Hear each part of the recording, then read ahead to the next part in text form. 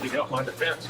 You said you didn't trust anyone. Why do you have those fears? Because they said at the detective's office that I never requested an attorney. And his name forgot to call Little Rock police officers to lie for him. And the Little Rock. What if a routine day at work turned into something unimaginable? Beverly Carter, a successful and well-loved real estate agent, left her home one afternoon to show a house. It was supposed to be an ordinary appointment, just like the hundreds she had done before. But this time, she didn't return. As night fell, her family's growing worry turned into a desperate search. What really happened to Beverly Carter on that fateful day? This is her story, a story of trust, betrayal, and a fight for answers.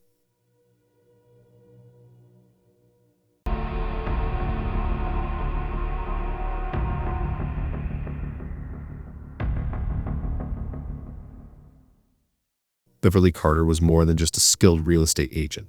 She was a loving wife, a devoted mother, and a friend to many. Her vibrant personality made her a trusted figure in her community, known for going above and beyond for her clients. On what seemed like a typical workday, Beverly headed out to meet a prospective buyer at an empty home. It was a routine showing, something she had done countless times. But that day took a devastating turn. Hours later, Beverly's family realized she wasn't answering her phone, and concerns quickly grew. What started as a regular appointment ended in heartbreak, as her disappearance would later reveal a shocking crime. This tragic story sheds light on the hidden risks faced by professionals who work alone, reminding us all of the need for vigilance and safety measures in these situations. Beverly Carter was the kind of person who left a lasting impression on everyone she met. A proud mother and a loving wife, she worked tirelessly to provide for her family while pursuing a career she genuinely loved. As a real estate agent, Beverly found joy in helping people find their dream homes, often going the extra mile to ensure her clients felt valued. Her warm smile and caring nature made her not only a trusted professional, but also a cherished member of her community. September 25, 2014 began as a day like any other. Beverly prepared for another house showing, focused on meeting the needs of a prospective buyer. This time, she was headed to a property in Scott, Arkansas, a quiet area where the house stood isolated from the busy streets. She spoke to her husband, Carl, before leaving, assuring him it wouldn't take long. As the hours passed, Carl grew uneasy. Beverly had promised to call once the showing was over, but there was no word from her.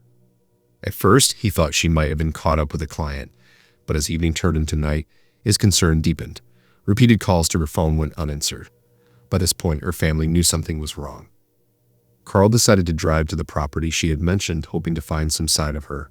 Instead, he found her car parked outside, but there was no sign of Beverly. The house was dark and quiet. Panic began to set in as her loved ones realized this was entirely unlike her. They contacted the authorities, launching a search that would soon uncover a story no one was prepared to face. What should have been an ordinary workday had now become the start of a nightmare, leaving her family desperate for answers and her community in shock. Time was ticking, and every minute without news from Beverly only made her family's worry grow. Carl paced around their home. He realized something wasn't right. His wife, who had always stayed in touch, gone silent. He called Beverly's phone again, only to be met with voicemail. In a state of rising panic, Carl reached out to their children, hoping they'd heard something, but they too were left in the dark. Desperation set in as Carl realized they couldn't wait any longer. He called the police, explaining that Beverly, a well-loved realtor and devoted mother, had gone missing after her last showing. The officers quickly arrived at their home, taking in the details and beginning their search. They started by questioning neighbors, hoping someone had seen or heard something out of the ordinary. They spoke to anyone who might have witnessed Beverly's last moments or noticed any strange cars in the area. But despite their efforts, nothing seemed to point to where Beverly might be. As hours turned into a full day without any leads, the situation took a dark turn. Beverly's family received a text message, one that was shocking and confusing. The message claimed that Beverly was being held hostage. It wasn't clear who sent it, but the words felt eerily cold. The text demanded a ransom for her safe return, leaving her family to wonder whether they were dealing with a random crime or something much more calculated.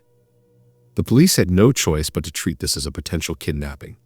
They began to trace the ransom text, hoping it would lead them to the person responsible. But every clue seemed to lead them in circles, with each answer raising more questions. Beverly's family was forced to sit by, helpless, as the investigation into her disappearance grew increasingly complicated.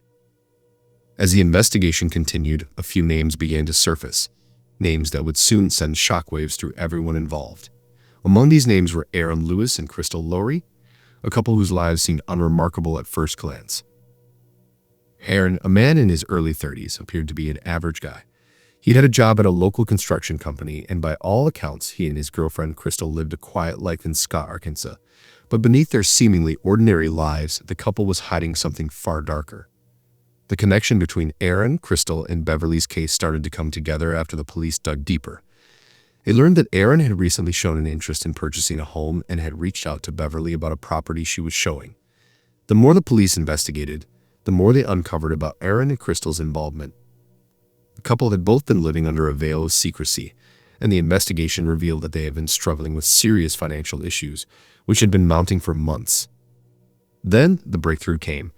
The police managed to track down Aaron's vehicle, which was seen near the property where Beverly had been last seen. Surveillance footage from a nearby area confirmed that Aaron had been in the vicinity, adding further weight to the suspicion. They also discovered that Aaron had been using his cell phone near the scene of Beverly's disappearance. This all pointed to a chilling possibility that Aaron might have been directly involved in Beverly's abduction. But the shocking details didn't stop there. When Aaron and Crystal were arrested, investigators found more concerning evidence. Crystal, who had remained relatively quiet throughout the investigation, seemed to have information that could be crucial, but her story kept changing. Aaron, on the other hand, had tried to mislead the investigators. He initially denied any involvement, even claiming that he hadn't been anywhere near the property where Beverly had disappeared. But the mounting evidence told a different story. During his interrogation, Aaron's behavior raised more suspicions. He became defensive and evasive when asked about his whereabouts on the day Beverly went missing. The more the police pressed him, the more Aaron's story seemed to fall apart. Despite his attempts to cover up the truth, his lies only added to the growing belief that he had played a significant role in what happened to Beverly. The investigation reached a critical point. A shocking turn of events occurred when Crystal Lowry, in a moment of unexpected clarity, decided to speak up. She confessed that the abduction of Beverly Carter had been carefully planned between her and Aaron. Their plan had been simple, driven by desperation and a growing sense of urgency to solve their financial problems. They knew that Beverly, a well-known and trusted realtor, would likely be showing a house alone, and that provided the perfect opportunity for them to carry out their scheme. Their intent was to kidnap Beverly and hold her for ransom, demanding a large sum of money from her family in exchange for her safe return. As Crystal's story unfolded, the horrifying details of Beverly's last moments emerged. Beverly fought back, desperate to survive, but the couple's intentions were clear from the beginning. They had taken Beverly, they had driven her to a secluded area where they planned to wait for a response from her family. However, things went terribly wrong. The situation quickly escalated from a simple kidnapping to something far worse. Aaron, driven by panic and fear of being caught, made the decision to end Beverly's life. The court would later hear the grim recounting of how Aaron had taken her life and how Beverly's last moments were filled with fear and confusion. The trial began. It was clear that this was no ordinary courtroom drama.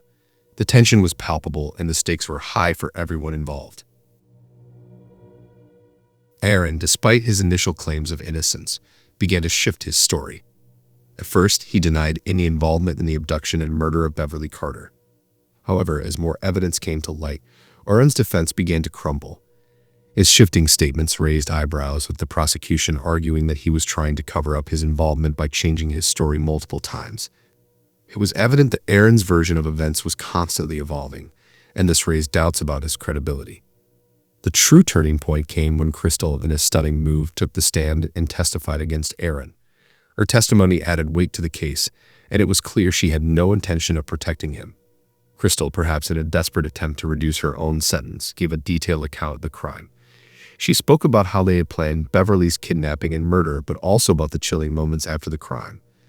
Her testimony painted a picture of Aaron as the one who had taken the ultimate decision to end Beverly's life, and it confirmed the worst fears of Beverly's family. For Beverly's loved ones, the trial was an emotional roller coaster. Each new revelation, each piece of evidence presented, felt like another wound in the already devastating tragedy they had endured. The parents, siblings, and children of Beverly were forced to relive the nightmare of that day, their grief compounded by the details of how she had suffered at the hands of the couple she had never suspected. The prosecution, in their closing statements, emphasized the emotional toll on Beverly's family, describing their agony as they watched their loved one's life come to such a tragic end.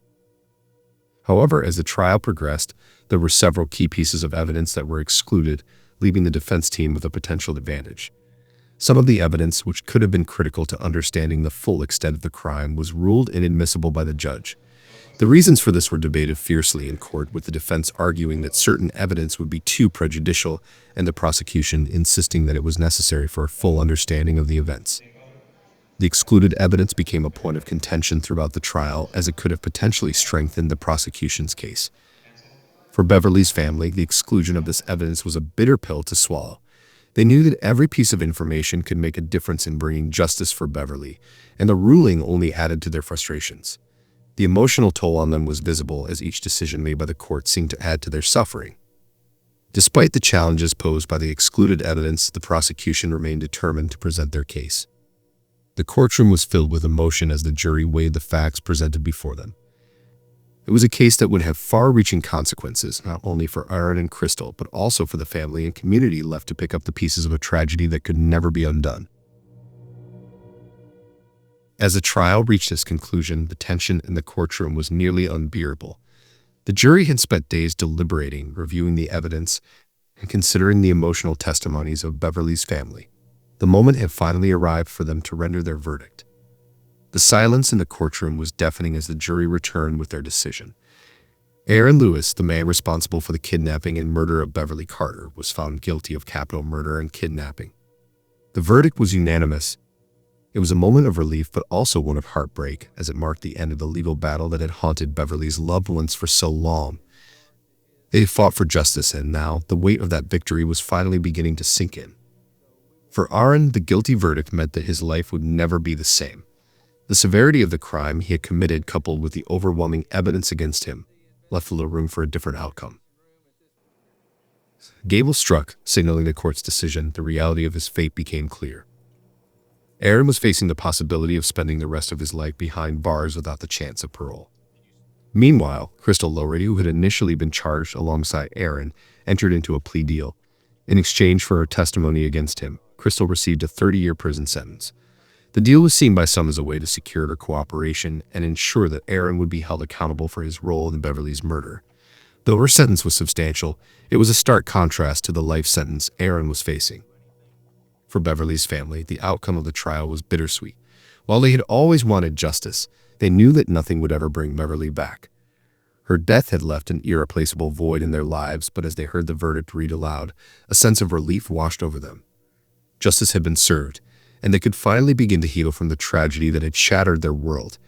It was a small comfort, but it was the closest they would ever come to finding peace.